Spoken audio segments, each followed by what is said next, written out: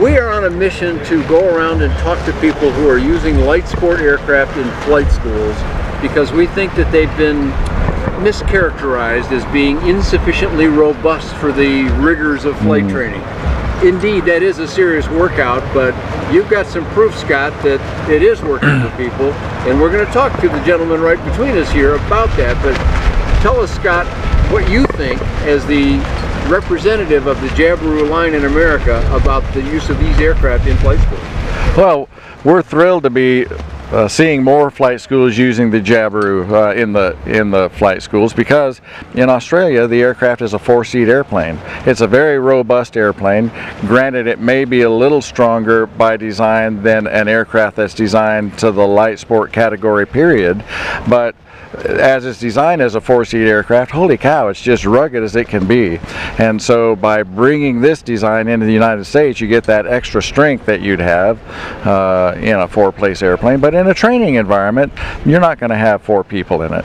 So you get the strength and the ruggedness, the durability of a little bit heavier airplane, but it meets the light sport requirement. One of the recent flight schools that has taken on the Jabiru quite successfully using is Sherman Gardner at In the Pattern. He operates out of Denton Airport in Texas, where we're located as well. This is Sherman Gardner. All right, Sherman, let me ask you a few questions about Sure. it. So this is your logo we're looking at here. In the Pattern. That's correct. Is the name of your business. Right. And you're a flight school. Are you a brand new flight school?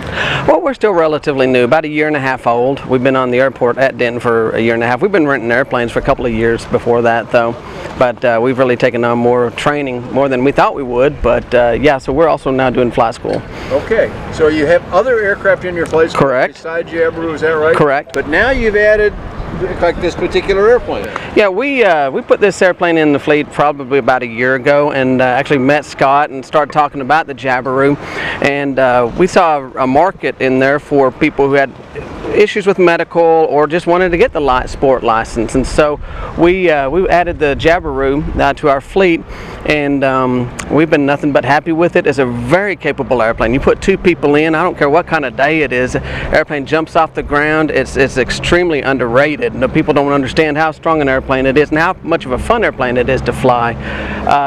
It's from Australia, and we name all of our airplanes in our hangar. And in fact, my son Ryan works with me, and Amanda, our chief instructor, she works with me, and we've all named the airplanes. And this one is named Bindi. Actually, we've named it after Steve Irwin's daughter in Australia. And we also tagged her on several posts, and we still haven't heard from you, Bindi, but we sure would like to. But we have a lot of fun with Bindi, and everybody who gets in are very, very surprised at how capable she is. So The airplane held up? The airplane's holding up just fine. We've had no issues with her at all. I mean, it's a light sport, and like any light airplane, including the 152s, they get bounced around a little bit, and so you're going to see some hard landings. But we have seen no issues with her at all. Nothing major at all. Just typical maintenance like every other airplane. Well, sure, oil changes and things Absolutely. like that. Yep. Obviously, you have to do that. Right. You're not using the airplane. Exactly. But compare it a little bit to, the old standard really is the Cessna 150. Right. It's trained an awful lot of people. Right. You have firm landings with it like a Cessna, but once you land the airplane, she's there, and comparatively speaking to the 152s, I think she's an easier airplane to get into. She's a more comfortable airplane to sit in. You're sitting in a little bit more reclined position. The control is in between the seats, so it's a stick and rudder, but it's not traditional between the legs. It's actually between the seats. And so there's a learning curve there, but people actually pick it up really, really quick. I think the thing that I like the most about it probably is the power. It has a lot of power for a light sport airplane, and jumps off the ground a whole lot better than the 152. Climbs out. We're not surprised to see anything between 800 foot and 1,000 foot a minute climb out of Texas on a summer day. That's saying something with 2 people in it, and so we've enjoyed it a whole lot. Yeah, you're working in an environment where density, altitude, just because of heat, if not anything to do with the field elevation. Exactly. High pretty much every day that you Absolutely, operate. absolutely. And you're finding that this now, what engine is in this particular aircraft that you're using? This one is the Gen 3. It's a 3300, and it just jumps off the ground. Like I said, 120 horse, and it truly does 120 knots. And we flew it all the way up here from Texas. My son and his wife flew it up, and nice autopilot in it, and so they just kick back and they fly. Gets up to altitude, whether 152s, gotta love them. 152 is a workhorse, but it's still thinking about getting to altitude when this one's already there and we're cruising down the road. So, yeah. Well said. Yeah. Again, nobody's putting down a 150. No, not at all. I've Not owned a at couple all. of them in my life. Right, and we still own them. Big engine in it. It was a lot more fun. Right. We went through the fuel, and there wasn't very big tanks on it. Right. You're working in an environment where you don't want to be having to gas the things up. Exactly. How does that work out? Well, that's an outstanding question. It has 36-gallon tanks in it. The bladders for this one last a whole lot than most of our pilots' bladders, and so this airplane's a great cross-country airplane as well as a trainer. It's a great owner airplane, but I think it's a great training platform. Meets a niche in the market that a lot of pilots want to learn how to fly, and they're actually real surprised once they get in. And we also have a lot of people who transition from a GA aircraft into the Jabiru because they enjoy it. They see it. It's real sharp looking. It's composite. It's clean. It's got the latest technology on the panel, and I think a lot of them enjoy that autopilot. And so it'll carry two people, like Scott said. It's got the carrying. This one is a 230, so it's the 430 without the two back seats in it. And so we see a lot of people getting in it and doing long cross countries in it now. Carry a lot of stuff with you. Carry a lot of stuff with you.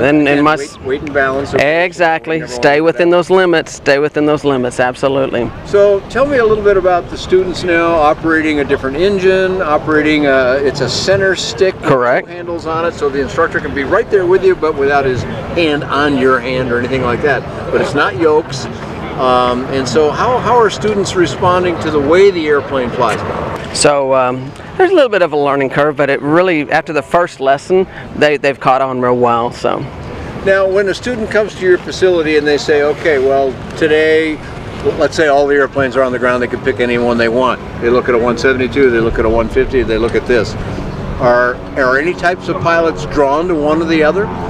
Well, of course, the traditional pilots are drawn more to the traditional airplanes, but there's always a fascination with this Jabiru. Everybody wants to look at it, everybody wants to get into it, and so we offer transition training. And so we can transition any pilot from any GA aircraft, any aircraft actually, into the Jabiru, and we do that a lot for different owners across the country. We see them come in all across the country, and we'll help them transition for insurance or just for their own personal safety and their desires to be a safer pilot, and we'll help them transition into the Jabiru. There's a little bit of a transition, like I said, because there's a little learning curve to it, but there isn't any airplane, and the systems in it are so simple, and so there's not a whole lot going on there. Yeah, so to answer your question, there's a lot of intrigue about it, and we see more and more people just wanting to go get checked out in this and add another airplane out of our fleet that they can fly. Now there's a new term that is being used widely. It's being used that way because FAA now embraces it, called Technically Advanced Aircraft, or TAA, sometimes abbreviated. This aircraft with glass cockpit or digital screens or computer screens, however you want to refer to those things. Are students drawn to that versus the round dial instruments, I'm guessing, in most of your other airplanes? Absolutely, especially the younger pilots. The younger pilots, that's what they grew up. We call them children of the magenta line, but they enjoy the technology, they know the technology, they've grown up with it. That's been their textbooks for years in their classrooms, and so that's just another tablet for them on that screen, and they just know how to manipulate that.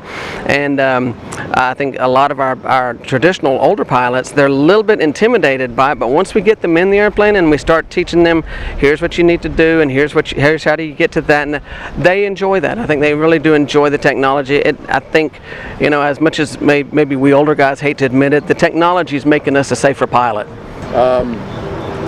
You've got one airplane now. You've got a fairly good fleet of some other airplanes. Yes, sir. They're all getting older. Yes, sir. Do you anticipate acquiring more of these airplanes as time goes on? We talked about that on the way up here, and yeah, I would think that we would consider that. We always consider all of our options. I kind of like the 170. I'd like to talk to Scott about that in the future. That's a little two-seater. It's an 85 horse. The Jabiru 170, and it has an 85 horse motor in it, and so we're kind of interested in that, and we wouldn't mind upgrading Bindi at some point. I don't know if we'd add to her or replace her to the G3X panels, with the Garmin panels, but the airplane is the airplane. I helped Scott deliver one out to California a few months ago, and his panel was quite a bit different from this one, but a Jabiru is a Jabiru. They fly honest, they fly true, they're very forgiving, they're very faithful, and you can rely on them a whole lot. So. It's great to hear your enthusiasm Yeah. about it, Sherman. Let's have a web address where people can find out about In the Pattern. On the web, our web address is inthepattern.com. Inthepattern.com. We'd love to help you guys out. Training, primary, or you buying one and you want to get some transition time. You want to come just check out one just to see what it's like. Work through Scott. We work a whole lot together, being on the field together there at Denton, Texas. But just come check us out. We'd love to see you. And if you'll hand the microphone to Scott, I want to ask Scott. Denton, Texas is where relative to, I don't know, DFW or something that everybody knows? Right, Denton, Texas, the airport is DTO, Delta Tango Oscar, is 20 nautical miles due north of DFW Airport. There you go. And how do we find out more information from your website on the aircraft of all kinds and the service of them and other things like that? Well, certainly, JabiruLSA.com is the place to go to learn about all things Jabiru. All right, lots of information about Jabirus over the years, including the 170, which I think was the first of them I flew, and I thought it was a delightful little airplane. Very neat airplane. And all the Jabirus look kind of small when you walk up to them, but when you get in them, they're actually quite roomy, and this one is cavernous inside, which Scott can put all kinds of things in, including dogs and other things. So you'll see more about that on his website, but you can also check it out on mine. That's bydanjohnson.com. Thanks for joining Scott Severn, Sherman Gardner, and myself here at Oshkosh.